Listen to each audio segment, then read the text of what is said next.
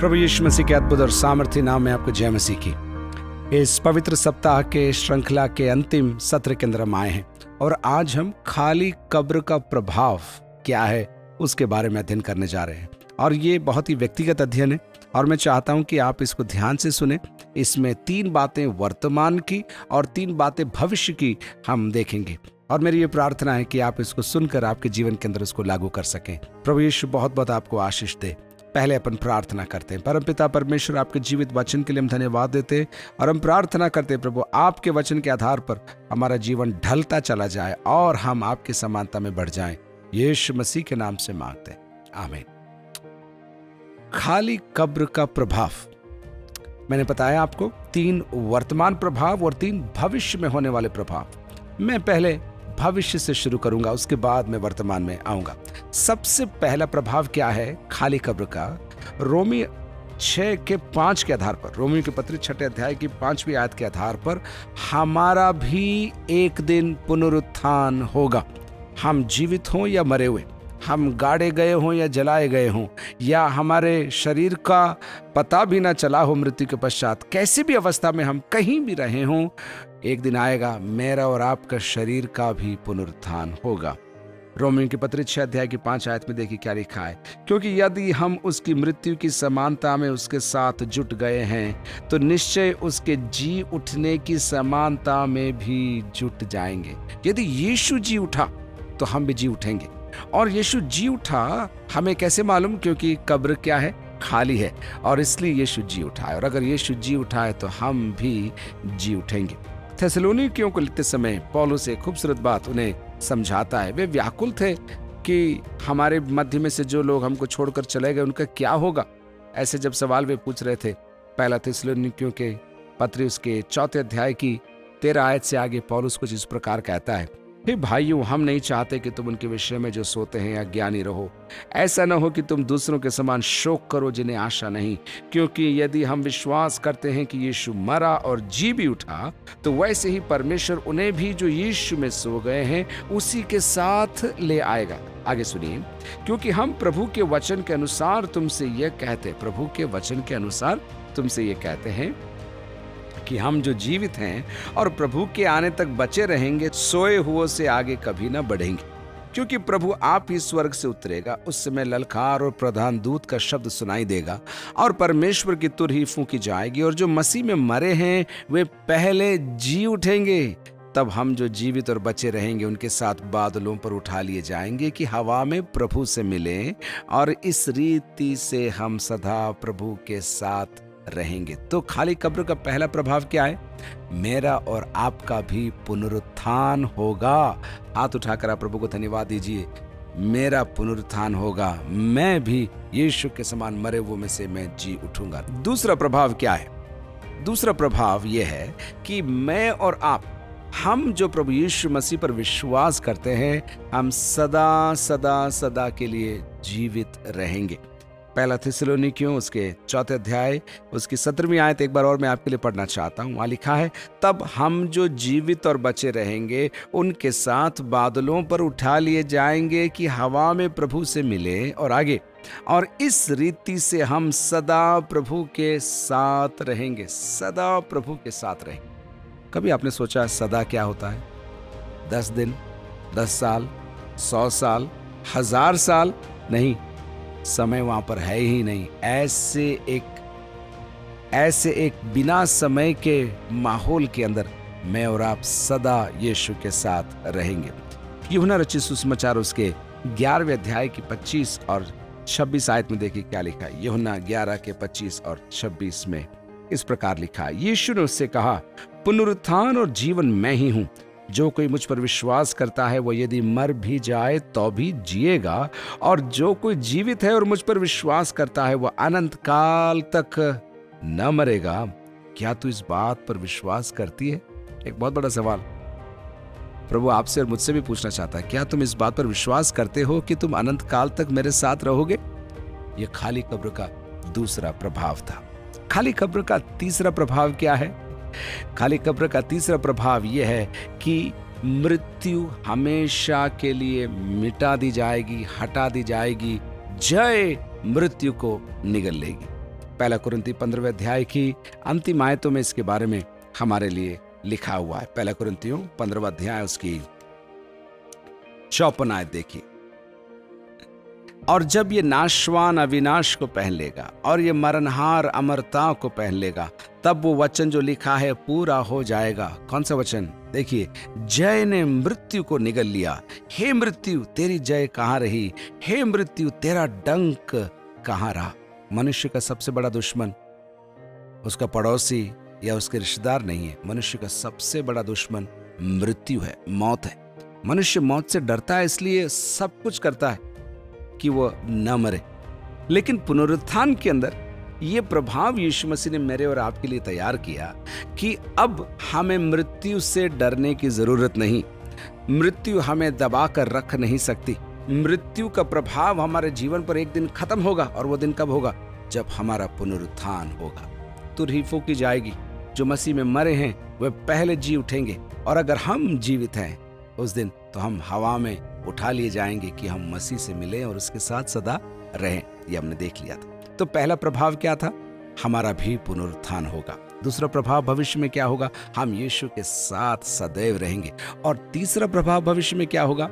मृत्यु जो हमारा शत्रु है, उसको हमेशा हमेशा के लिए हरा दिया जाएगा। प्रभु यीशु मसीह के लिए प्रकाशित वाक्य के अंदर ये आयत लिखी है जो मैं आपके लिए पढ़ना चाहता हूं। प्रकाशित वाक्य के पहले अध्याय के 17 आयत से आगे। जब मैंने उसे देखा तो उसके पैरों पर मुर्दा सा गिर पड़ा। उसने मुझ पर अपना दाहिना हाथ रखकर कहा, मत डर, मैं प्रथम और अंतिम और जीवता हूं। मैं मर गया था और अब देख मैं युगान युग जीवता हूं, और मृत्यु और अधोलोक की कुंजियां मेरे ही पास हैं। ये प्रभु यीशु मसीह के शब्द हैं जो उसने यूहन्ना से कहे। और यीशु ने वहां पर उससे क्या कहा? सुनिए एक बार और। मृत्यु और अधोलोक की कुंजियां मेरे ही पास हैं। हमें प्रभु यीशु मसीह के दूसरे आगमन के लिए बेसब्री से इंतजार करते हुए अपने आप को तैयार करना। किसी ने बहुत अच्छा कहा, यीशु जल्दी आएगा और यीशु जरूर आएगा। एक बार और, यीशु जल्दी आएगा और यीशु जरूर आएगा। अब इसके साथ साथ मैं आपको 3 वर्तमान के प्रभाव क्या है, खाली कब्र के 3 वर्तमान प्रभाव क्या है, बहुत जरूरी है इसको समझना, ताकि आप दैनिक जीवन के अंदर इस पुनरुत्थित यीशु के सामर्थ्य के द्वारा अपने दैनिक जीवन को आप चलायमान कर सकें। पहला, पुनरुत्थित यीशु अथवा खाली कब्र आपको दैनिक जीवन के अंदर विषमताओं को, प्रलोभनों को और शत्रु की युक्तियों का सामना करते हुए जयवंत जीवन जीने के लिए मदद करती। मैं कहां से बोल रहा हूं? रोमियो की पत्री 8 अध्याय उसकी 11 आयत में देखिए क्या लिखा है। यदि उसी का आत्मा जिसने यीशु को मरे हुओं में से जिलाया तुम में बसा हुआ है, तो जिसने मसीह को मरे हुओं में से जिलाया वह तुम्हारी नश्वर देहों को भी अपने आत्मा के द्वारा जो तुम में बसा हुआ है जिलाएगा। न केवल जिलाएगा, लेकिन आगे आप पाएंगे कि आप शरीर की बातों को, शरीर के कामों का सामना इस पुनरुत्थित यीशु की सामर्थ्य के द्वारा आप कर सकते हैं। वही आत्मा जिसने यीशु को मरे हुए में से जिलाया, जब आपके अंदर आ जाता है, न केवल आप पुनरुत्थित होंगे भविष्य के अंदर, लेकिन वर्तमान में आप पवित्र जीवन जी सकेंगे, यीशु की मर्जी और मनसा को पूरी कर सकेंगे, और अपने व्यक्तिगत जीवन के अंदर अभिलाषाओं का, शत्रु की युक्तियों का और सांसारिक बातों का आप सामना कर पाएंगे। आपको हारने की जरूरत नहीं है। आपको यह कहने की जरूरत नहीं कि मुझसे नहीं होता, ये तो मेरे खानदानी बीमारी है या ये तो हमारे खानदानी आदत है, ये बोलकर आपको हथियार डालने की जरूरत नहीं है। आपको पुनरुत्थित यीशु की सामर्थ मिल रही है, और आप जब विश्वास कर रहे हैं, आपको ये विश्वास करना है कि जिस आत्मा ने यीशु को मरे हुए में से जिलाया, मुझे भी जिला रहा है, और मैं मेरी समस्याओं का ही नहीं, हर प्रलोभन का मैं सामना कर सकता हूं और जयवंत जीवन जी सकता हूं। मैं विश्वास करता हूं आपको समझ में आ रहा है मैं क्या बोल रहा हूं। आपको पाप में हार मानने की, आपको आदतों के अंदर घिरे रहने की, निराशा में पड़े रहने की जरूरत नहीं है। आपको पुनरुत्थित यीशु की आत्मा का सामर्थ्य दिया गया है और आप जयवंत जीवन जी सकते हैं। दूसरा, वर्तमान का प्रभाव क्या है? नंबर 2, पुनरुत्थित यीशु के कारण अथवा खाली कब्र के कारण आप आपके जीवन के अंदर चिन्ह और चमत्कार हर दिन पा सकते हैं, अनुभव कर सकते हैं। मरकुस रचित सुसमाचार उसके 16वें अध्याय की 17वीं और 18वीं आयत में देखिए क्या लिखा है। मरकुस रचित सुसमाचार 16 उसका 17 और 18। विश्वास करने वालों में ये चिन्ह होंगे कि वे मेरे नाम से दुष्टात्माओं को निकालेंगे, नई नई भाषा बोलेंगे, सांपों को उठा लेंगे, और यदि वे प्राणनाशक वस्तु भी पी जाएं तो भी उनकी कुछ हानि न होगी। वे बीमारों पर हाथ रखेंगे और वे चंगे हो जाएंगे। मरकुस यहां पर संक्षिप्त में कई अलौकिक अनुभवों की बात कर रहा है और वो कह रहा है चूंकि यीशु जी उठाए, मैं और आप भी यीशु के समान पृथ्वी पर वे सब कार्य जो यीशु ने पृथ्वी पर किए मैं और आप भी कर सकेंगे। कितनी बड़ी बुलाहट है, कितना बड़ा सौभाग्य है, कितने बड़ा मैं कहूं हमारे लिए मौका है, अवसर है कि हम यीशु के कार्यों को पृथ्वी पर कर सके। लेकिन ये कब संभव होगा? जब हम विश्वास करेंगे यीशु मरे हुओं में से जी उठा है, और इतना ही नहीं, वो मुझे शक्ति और सामर्थ मुझे प्रदान कर रहा है। वॉचमैन नी नामक एक प्रभु के दास हुए चाइना के अंदर, और उन्हें अपने विश्वास के खातिर और उनके कार्य के खातिर कई वर्ष तक जेल के अंदर रहना पड़ा। और जेल के अंदर रहते रहते उन्होंने कई किताबों को लिखा। उसमें से एक किताब का नाम है द नॉर्मल क्रिश्चियन लाइफ, अर्थात साधारण मसीही जीवन। साधारण मसीही जीवन उस किताब का एक किताब का शीर्षक है। और उस किताब के अंदर वो कहते हैं एक साधारण मसीही की जिम्मेदारी है, एक साधारण मसीही का सौभाग्य है कि हर दिन उसके लिए असाधारण कार्य होते रहते हैं, हर दिन उसके लिए चमत्कार होते रहते हैं। आपके जीवन में प्रभु क्या कार्य कर रहा है? आपकी प्रार्थनाओं से बढ़कर, आपके प्रयास से हटकर प्रभु क्या क्या काम आपके लिए कर रहे हैं और आपके द्वारा करवा रहे हैं? आपने कभी सोचा है, कभी आपने इस बात पर गौर किया है कि आपके जीवन में चमत्कारों का भंडार है, आप गिन नहीं सकते ऐसे कार्य प्रभु ने आपके जीवन के अंदर किए। तो वर्तमान में पहला प्रभाव क्या है खाली कब्र का? मुझे दैनिक जीवन में संसार और सांसारिक अभिलाषाओं और शैतान का सामना करने का बल मुझे मिलता है और मैं विजय जीवन जी सकता हूं। दूसरा वर्तमान में प्रभाव क्या है? आप साधारण मसीही जीवन जी सकते हैं। अन्य शब्दों में, आपके साधारण दैनिक जीवन के अंदर असाधारण कार्य रोज विश्वास करने वालों के लिए चिन्ह होंगे, जैसे लिखा है, आपके जीवन में हो सकते हैं यदि आप भी इस पुनरुत्थित यीशु पर विश्वास करो। तीसरा प्रभाव जो वर्तमान में मेरे और आपके जीवन के अंदर उत्पन्न होता है वो ये है कि हम अधिकारिता के साथ, अधिकार के साथ हम दूसरों को गवाही दे सकते हैं। पृथ्वी के अंदर बहुत महापुरुष आए और हमने उनसे बहुत कुछ सीखा है, लेकिन एक ही व्यक्ति की कब्र खाली है और वो है प्रभु यीशु मसीह की कब्र। आज भी अगर आप यरूशलेम में जाएं, वहां पर एक कब्र पर इस प्रकार लिखा है, वो यहाँ नहीं है, वह जी उठा है। He is not here, he is risen। कितनी बड़ी बात है। लोग इस पर विश्वास नहीं कर पाते और लोग अभी भी शोध करना चाहते हैं कि क्या सचमुच यीशु मरे हुओं में से जी उठा कि नहीं उठा। मैं आपको कहूं, सबसे बड़ा प्रमाण यीशु के जी उठने का क्या है मालूम? वो जी उठा है और वो मेरे दिल के अंदर रहता है, वो मुझसे बात करता है, मेरे हाथ को पकड़ता है। आज भी उसने मुझे अपने करीब बुलाया है और मुझे बैठकर उसके वचन से, उसकी उपस्थिति से मुझे भरपूर किया है। अगर कोई कहे यीशु जी नहीं उठा, तो मैं कहूंगा उसने आज मुझसे बात की, उसने आज मुझे मदद की है, इसलिए मैं जान सकता हूं कि यीशु जीवित है और वो मेरे दिल के अंदर रहता है। तो 3 भविष्य के प्रभाव हमने देख लिए। हमारा भी पुनरुत्थान होगा, हम यीशु के साथ हमेशा हमेशा के लिए रहेंगे। और तीसरी बात, मृत्यु हमेशा के लिए निगल ली जाएगी या हटा दी जाएगी। वर्तमान में 3 प्रभाव हमने देख लिए। दैनिक जीवन के अंदर अभिलाषाओं का, सांसारिकता का और शत्रु की हर युक्ति का हम सामना कर पाते हैं पुनरुत्थित यीशु के कारण।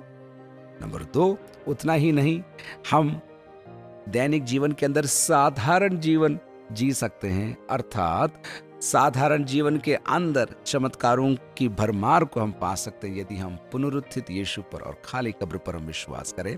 और फिर तीसरी बात, अन्यों को अधिकार के साथ ये कह सकते हैं यीशु मरे हुओं में से जी उठा है।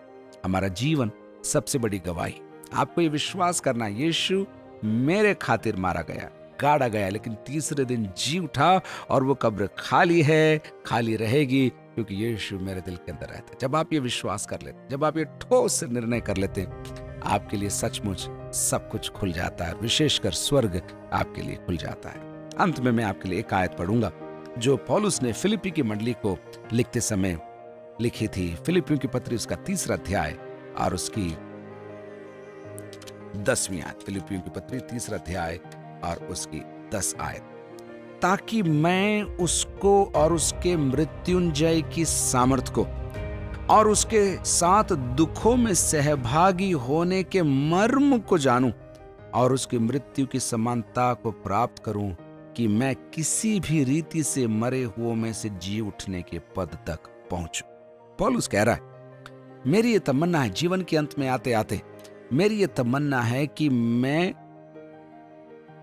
उसको अर्थात यीशु को और उसके मृत्युंजय की सामर्थ को मैं जान सकूं।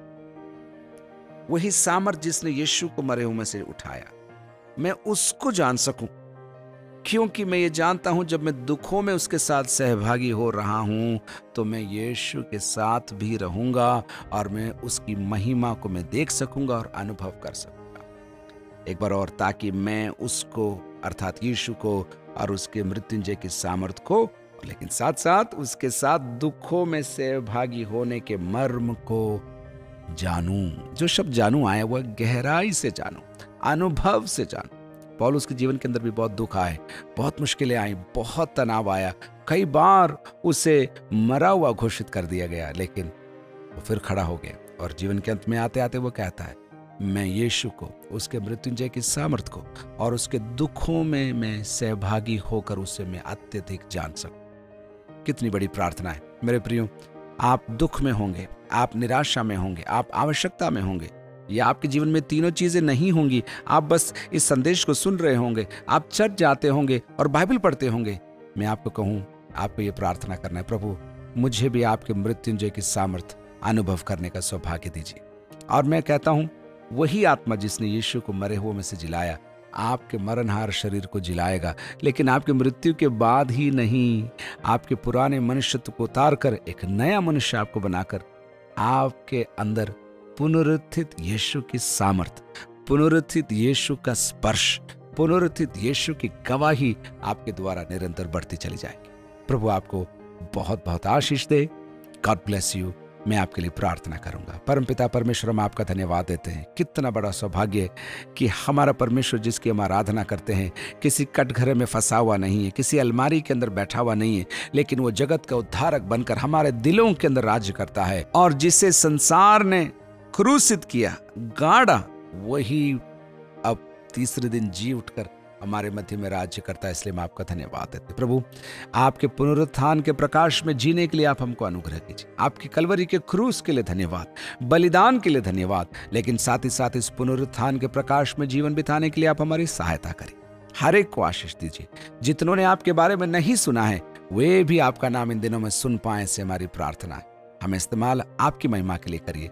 प्रभु यीशु मसीह के नाम से मांगते हैं, आमीन।